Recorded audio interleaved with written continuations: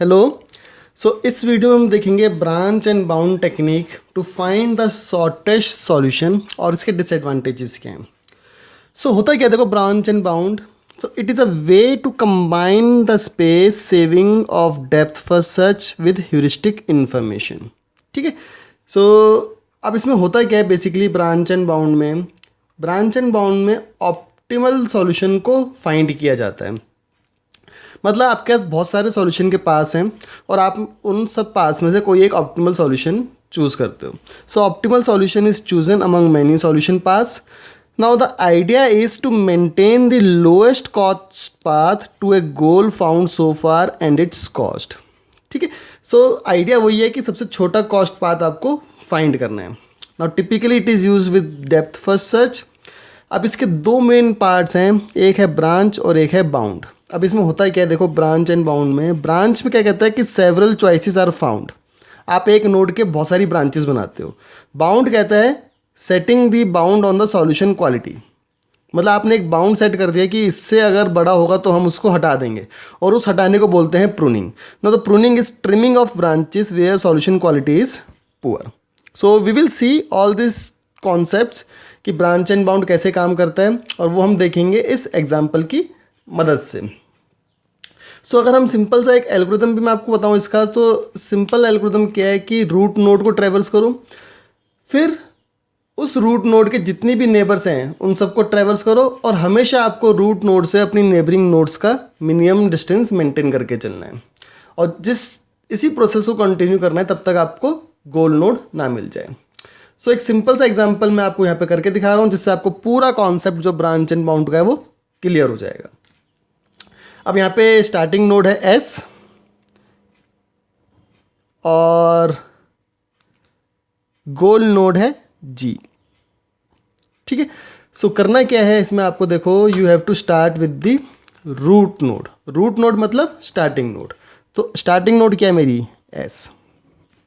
ठीक है। अब देखो, इससे कितने नेबर्स हैं, कितनी ब्रांचेस हम बना सकते हैं। ब्रांचेस हैं जितने भी चॉइसेस हैं आपके पास। कितनी चॉइसेस हैं, एस से मैं कहाँ जा सकता हूँ, ए के पास, बी के पास। मेरे पास कितनी चॉइस आई, एक है ए और एक है बी, और हर एक के साथ आप उसका डिस्टेंस लिखते चलो। ठीक है। ईजी रहेगा, डिस्टेंस लिखते चलो। अब एस से बी तक आने का डिस्टेंस कितना है, 5। एस से ए तक आने का डिस्टेंस कितना है, 4। अब हमेशा क्या करना है आपको, you have to choose the shortest और the leaf node with the least value. अब यहाँ पे देखो किसकी वैल्यू कम है, ए की, यानी अब हम ए को आगे एक्सपेंड करेंगे। ए के यानी आगे हम ब्रांचेस बनाएंगे। अभी हमने बाउंड सेट नहीं किया है। बाउंड कब सेट करेंगे, जब हमें गोल नोड तक पहुँचने की वैल्यू मिल जाएगी। तो अब देखो, ए से कहाँ जा सकते हो, एस बैकवर्ड अलाउड नहीं होता, तो आप वापस नहीं जाओगे, ओनली फॉरवर्ड डायरेक्शन। याद रखना, ओनली फॉरवर्ड डायरेक्शन।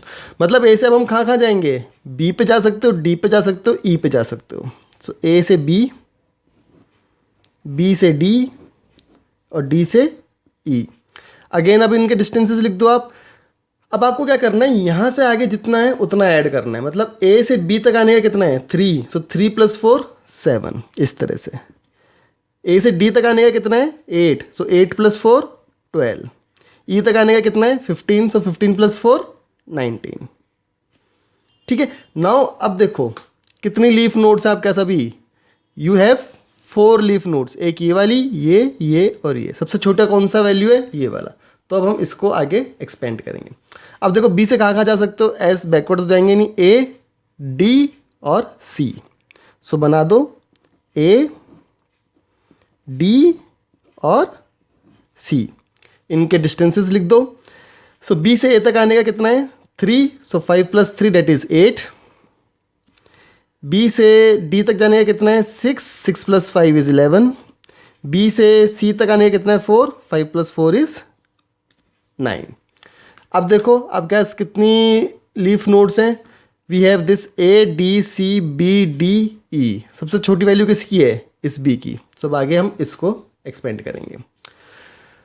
देखो, अब बी से आने का कितने, बी से हम ए नहीं जाएंगे क्योंकि ए से ही बी आया है, बैकवर्ड नहीं होता। तो बी से या तो डी या सी। इस वाले बी से या तो डी या फिर सी। सो अगर हम इस वाले बी से डी पे आएंगे तो कितना होगा, 7 + 4 11, सॉरी 7 + 6 13,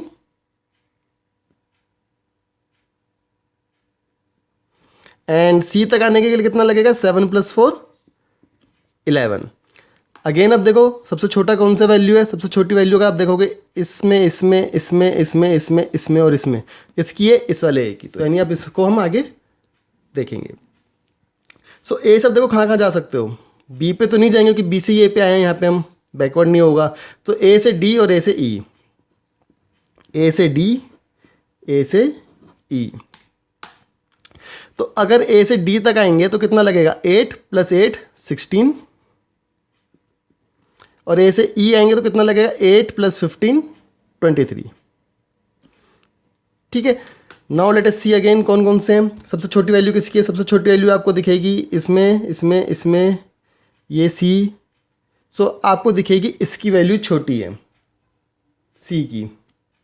सो सी से अगर हम देखें कहाँ कहाँ जा सकते हैं, बी पे तो नहीं जाएंगे क्योंकि बी से ही सी पे आए हैं, सी से डी पे जा सकते हैं, सी से गोल नोड जी पे जा सकते हैं। सो सी से डी और सी से गोल नोड जी।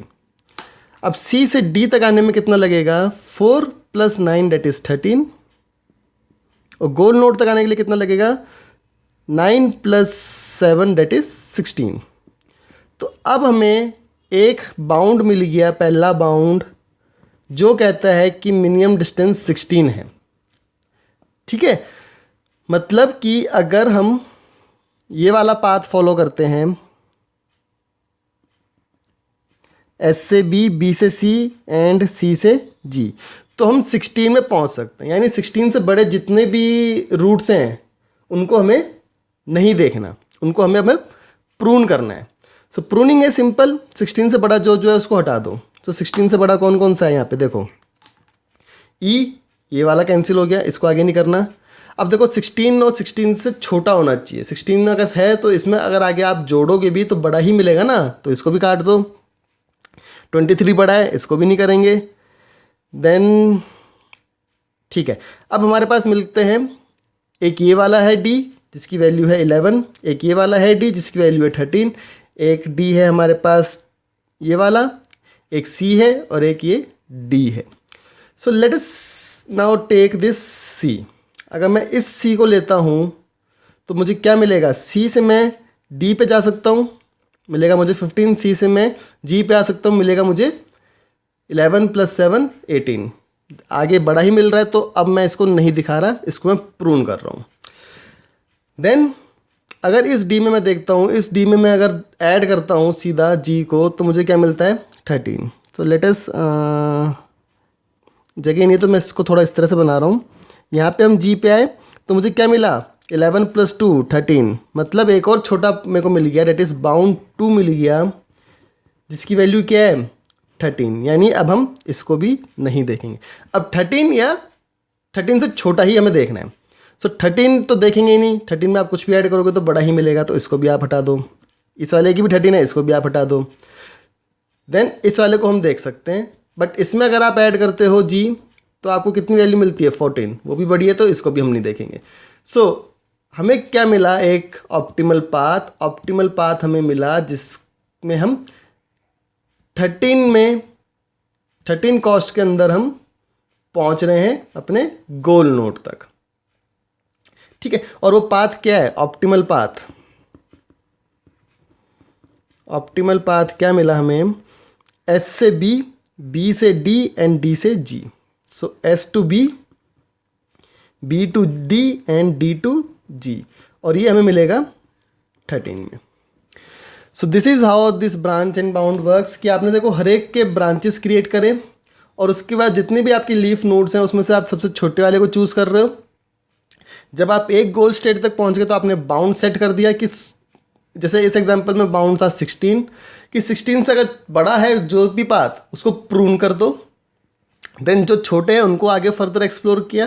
देन मुझे मिला सेकंड बाउंड 13, तो अब जो 13 से बड़े हैं सबको प्रून कर दो। तो इसके द्वारा हम अपने ऑप्टिमल पाथ में पहुंचे थे इस एग्जाम्पल में, जो था एस से बी, बी से डी, डी से जी, जिसकी वैल्यू आ रही है 13। So that is how you can perform this branch and bound search technique. And now let us see the disadvantages of this, कि क्या क्या डिसएडवांटेजेस हैं, जैसे क्वेश्चन के अंदर लिखा है कि डिसएडवांटेजेस बताने हैं आपको. So the disadvantage is load balancing factor of branch and bounds makes the parallelization difficult. ठीक है, सो पैरेललाइजेशन का जो कॉन्सेप्ट है वो थोड़ा सा डिफिकल्ट होता है in branch and bound. So parallelization is difficult, एक डिसएडवांटेज इसका यही है. Then it is limited to small size network, कि स्मॉल साइज नेटवर्क के अंदर ही आप इसका काम कर सकते हो. सेकेंड डिसएडवांटेज इसका ये होता है. So this is all about this particular video lecture. Thank you for watching the video. Please subscribe to my YouTube channel for more such tutorials. Thank you.